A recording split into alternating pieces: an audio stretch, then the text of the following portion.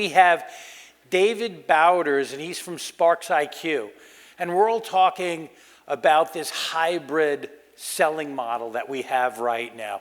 And he's going to share with us the critical skill set that takes a good salesperson to a great salesperson.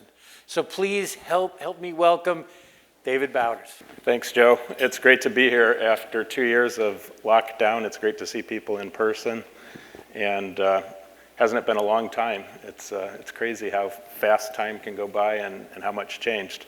What I'd like to talk about this morning is really how are sellers adapting to everything that took place over the last 2 years, and what does it mean for buyers? What does it mean for sellers? What does it mean for how we equip sellers to adapt to the new realities? So, I thought it would be important maybe as we just get started to think about, well, what's actually changed over the last 2 years. For a lot of sellers, the lockdown came kind of as a surprise, and people weren't really ready for a lot of what happened. All of a sudden, people were working from home, offices got closed, they couldn't meet face-to-face with buyers, and the world changed all of a sudden, and it was a big change. So if we step back for a second and ask what happened to the buyers themselves, buyers went through a lot of the same changes. And we already knew before COVID hit that buyers had been progressively adapting new ways of buying.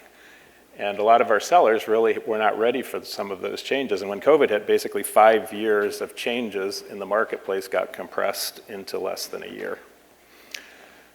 So we already know what buyers want from sellers. It's not a mystery. If you look at what are the activities or the skills, the competencies that buyers say they value from sellers, they're really focused on the buyer's needs. And we've heard in this conference about the importance of being buyer-centric. And yet so much of what we do with sellers, whether it's pre-COVID, during COVID, or after COVID, hasn't really dug in and focused or lasered in on these key competencies that Korn Ferry has uncovered as they talk to buyers in the marketplace. And it's really about understanding the buyer and their journey, the problems they're trying to solve, the business impact they're trying to achieve, and being able to help them through the buying process. One of the things that I always like to say is sellers sell too little when sellers sell too much. Because what selling is really about is helping the buyer to buy more. And so if we focus on what does the buyer want from us and what is their buying process, that unlocks a lot of new opportunities. Unfortunately, while these are the things that buyers want, how do we train our salespeople today? We're still very seller-centric. We're not buyer-centric in truth. If you think about some of the key topics in a typical sales training program, they're uncovering pain, they are overcoming objections, they're closing. How many buyers would raise their hands if if you asked them, do you want us to uncover pain together? Some of them might do that. But generally, they're trying to think about what is the business impact that they're trying to achieve. Do they really want to be closed, or do they want to arrive at a solution that really meets the needs? So that even framing what we train people on makes a difference. The language of training, the perspective of training is broken. It was broken before COVID, and now with work from home being an ongoing reality for a lot of companies, we have to really ask, are we training our sellers to meet the buyers where they are, and especially where they accelerated to during this period? So we might ask, well, what's changed? We know what the obvious part is of what's changed in selling. We think about people all of a sudden had to master virtual selling platforms like Zoom or Microsoft Teams, things like that. But when you ask buyers what are the things that they're looking for different competencies. They're not just looking for the salesperson to not be in their kid's bedroom with people screaming and making noise. They're actually looking for them to be a much more consultative, collaborative type of seller. And for the seller who shows up and throws up, we all know the drill. You show up, you do a demo, you do a presentation. That's not really what buyers are looking for, certainly not when they meet face-to-face. So being able to understand the buyer, the business of the buyer, how to create business impact for buyers, being able to adapt to new technologies and make responsible use of the buyer's time, even being able to understand how does their buying process work, what parts of that buying process are served by face-to-face meetings, versus what parts of that process would be better served by other approaches so that they're not constantly on this long, I call it the Ferris wheel of Zooms. One person gets on the Ferris wheel, another person gets off. Somebody gets on. All day long, people are going through this Ferris wheel. Do buyers really want to be on a Ferris wheel with their sellers? The other surprising thing is if you ask the salespeople, when do buyers make their buying decisions? They think it's during face-to-face meetings. And what happens? Why do they lose deals? Why are there no decisions that happen over and over again? It's because buyers are buying behind their backs. That is, they're buying, making important decisions, gathering information, exploring alternatives, and making critical decisions in what we call the times in between the face-to-face meetings. And that's a real challenge for a lot of sellers. And it's not getting any better. A lot of sellers, if you ask them, can we just go back to the way things were? They're hoping that they're going to be able to get back on planes, they're going to be able to go back and do all the things that they were doing before. And you can see here from this Korn Ferry study what was going on before COVID in the black and what's happened since then. And essentially there's been a landslide of things that used to be face-to-face in person that has switched to being either virtual face-to-face, which is the most familiar, the Teams and Zoom type of approach, or you've got this kind of now hybrid selling, which is where things are happening behind the back of the seller before or after those meetings. And so this shift is not going away. So many companies now, raise your hand if you work for a company that either in whole or in part has adopted work from home.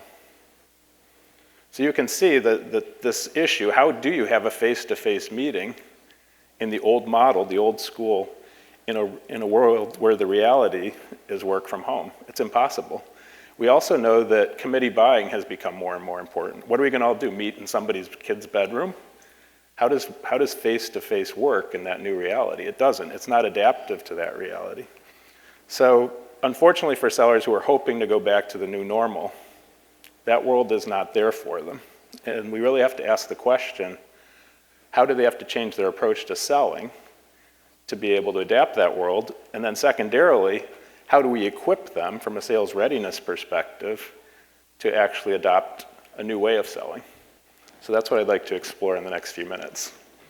So we're lucky we have here in the audience Mark Magnacca from Allego, and he and Yu-Chun Lee, the co-founder of Allego, wrote a really great book, and we've worked together now to produce a virtual web series together that explores this. What is the new buying journey? And the thing that I like about this is a great book, and I urge everybody to get a hold of one, and we'll have a virtual web series for people who don't like to read. But they've organized the buyer journey into a very clear and I think compelling format, which is there are backstage activities, which are the things I called selling when the buyer's buying behind your back. And there are front stage activities, which is what sellers are always familiar with. Those are when they're having face-to-face communications.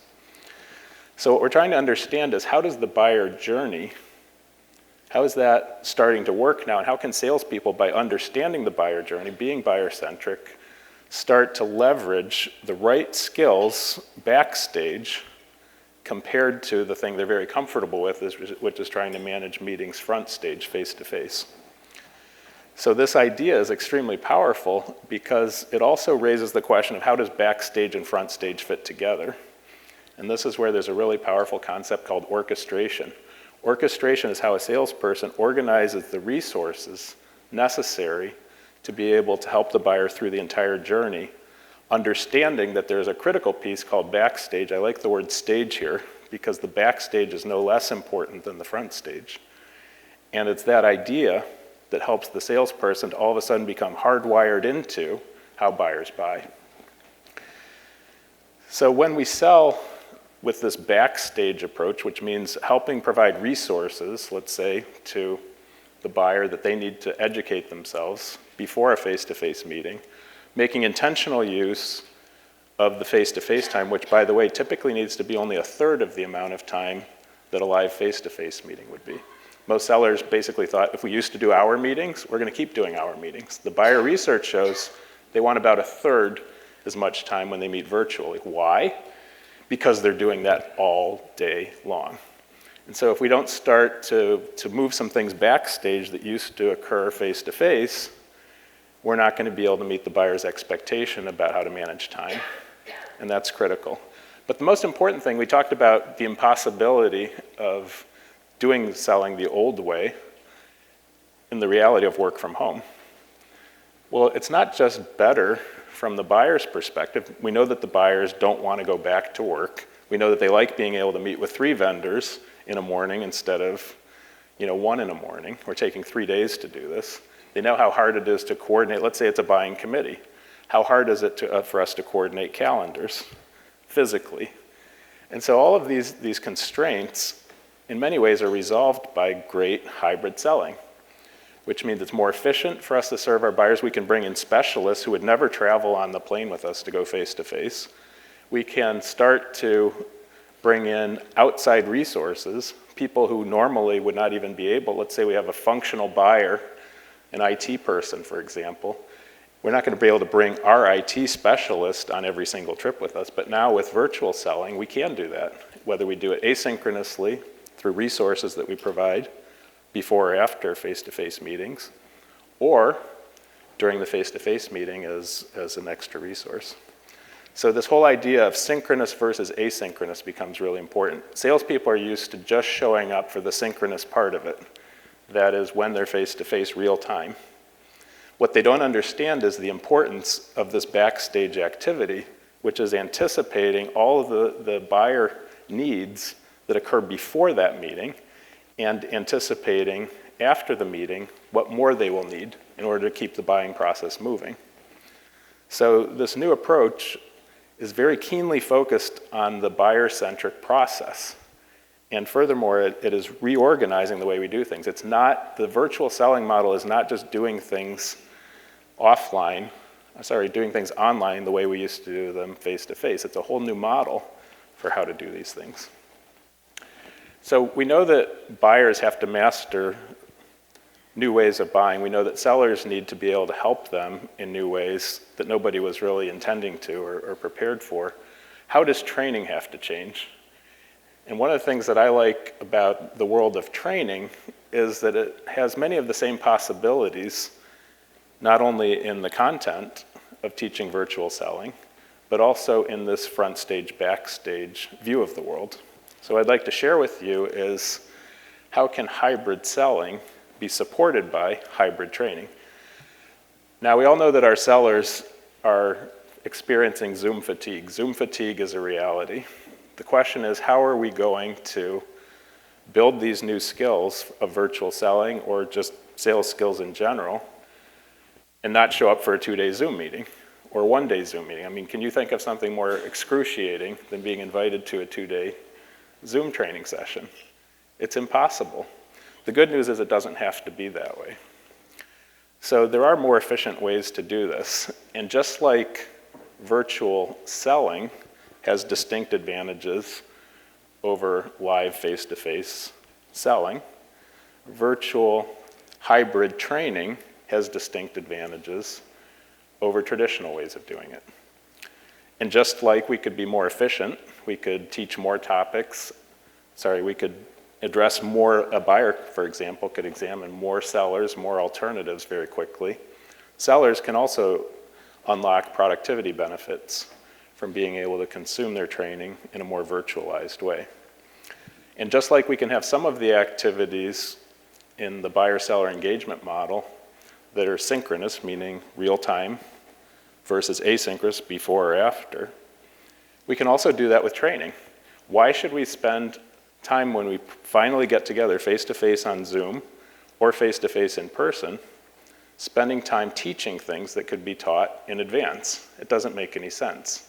We should be spending the time that we are synchronous with a purpose that means how do we start to embed those skills? How do we start to adapt those skills, coach those skills?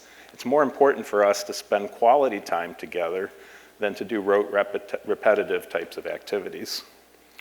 So we have to really think about what needs to happen backstage. If we think of our face-to-face training engagements, perhaps between managers and reps or between trainers and reps, as being front stage, what needs to happen backstage before and after in order to make sure that that's successful? So SPARXiQ has adapted this model of front stage and backstage to start to really help take advantage of the new possibilities of virtual.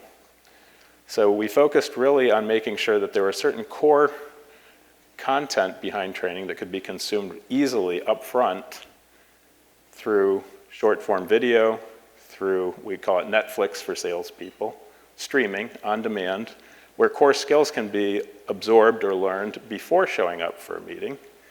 The meetings are then, we call this a flipped classroom. Many of you in the learning space are familiar with a flipped classroom. The meetings are now, when we meet face-to-face for training, those meetings are spent doing purposeful embedding of those skills, adaptation of those skills, application to real-world cases, role plays, things like that, that go beyond just simply teaching somebody real time, things that could easily have been offloaded backstage. So this type of training can be done completely virtually if we want to. It's really a Netflix-like experience where you can binge it if you want to, or you can space it out, and the manager and the rep can decide together how quickly or how methodically they want to pursue that learning journey. Most importantly, it sets up managers to have a bigger purpose. The purpose of the manager is no longer to just show up and present rote material. The purpose of the manager is to take content that has already been consumed backstage. When they get to the front stage, the purpose is to be thoughtful, to be impactful in how they engage with the reps. And a lot of managers, if you look at what they do, they're not spending enough time with reps on things that embed learning, apply learning, adapt learning, and ensure that it gets applied into workflow when they leave. When you start to flip the backstage and the front stage, and you start to understand both of them together, and that there's a backstage that occurs after, now you have new possibilities for how managers engage with their reps, and you're making better use of their time, and you're keeping them out of 2-day Zoom meetings. How many of you have heard of the learning curve? Raise your hand. How many of you have heard of the forgetting curve? A smaller number you forgot. So the forgetting curve, for every dollar that you invest in training, 90% of it will disappear if you choose the wrong approach to training. So if you're going to invest $1,000 per rep, a month from now it's going to be worth $100.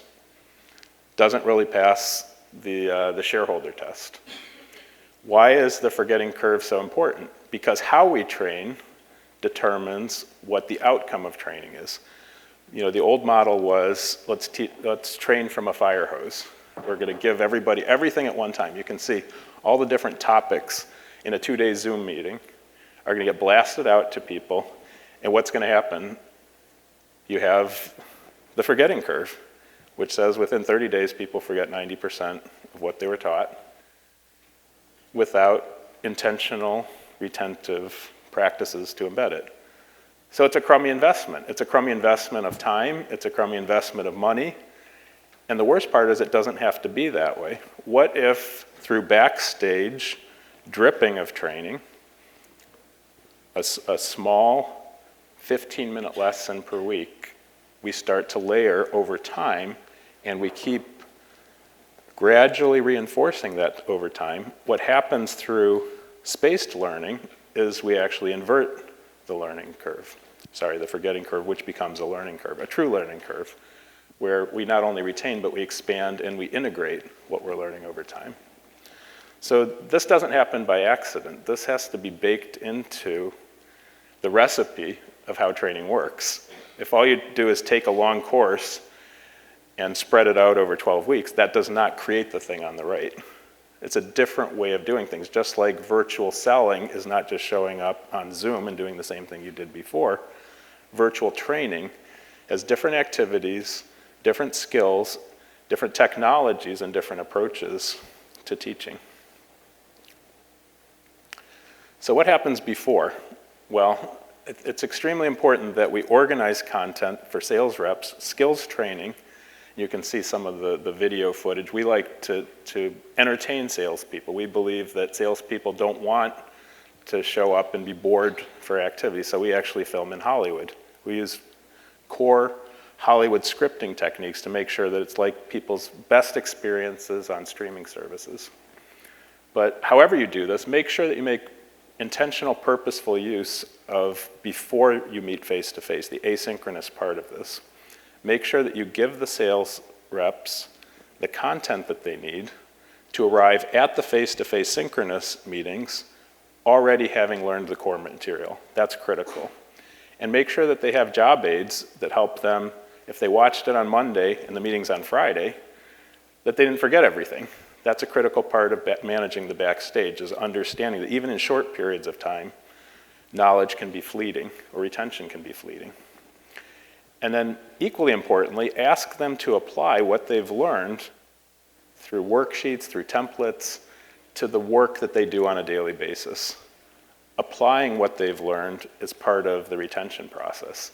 So we want to be very intentional before we show up for a synchronous face-to-face manager rep team engagement to make sure that they've learned the material, they have notes that help them to basically refresh before that meeting, and ideally to come armed at that meeting with the application of those ideas to real-world cases that they deal with. If that happens, we're now set up for a very productive front stage event.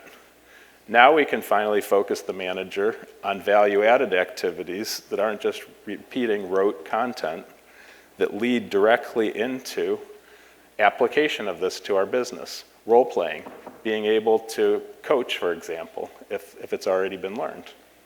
And we all know that coaching is one of the most important ways of embedding and sustaining the performance that we hope for from our training initiatives.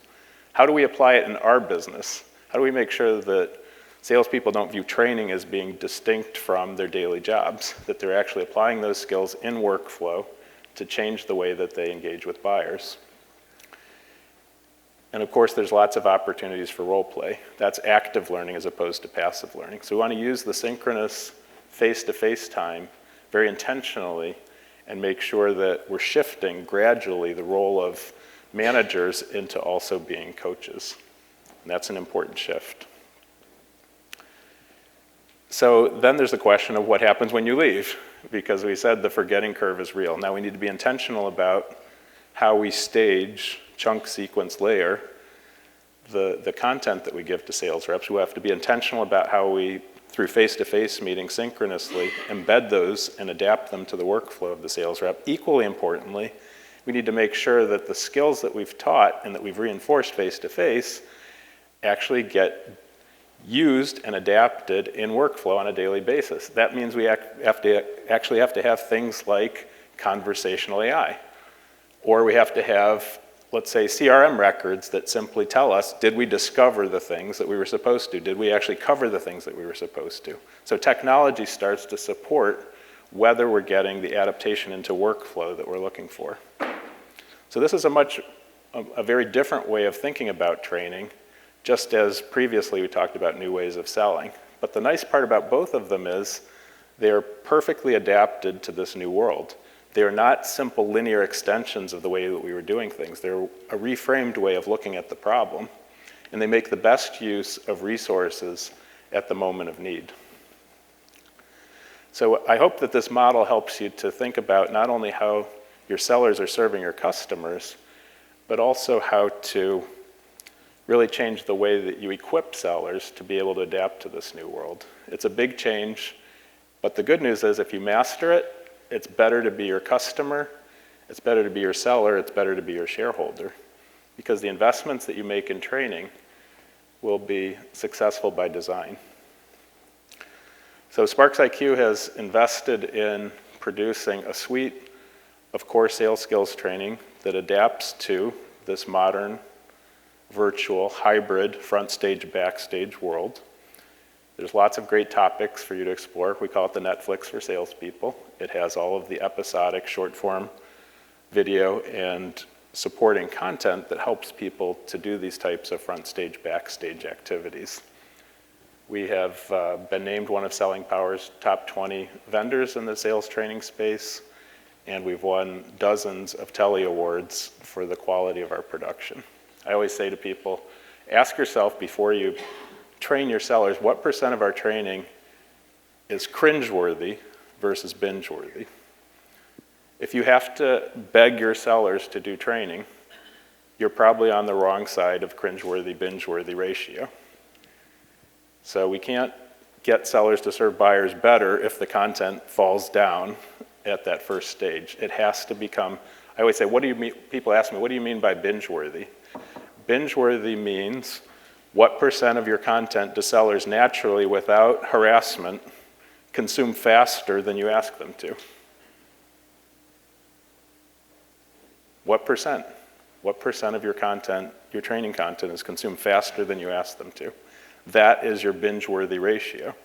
And if you don't like that number, maybe it's time to rethink how you're training your salespeople.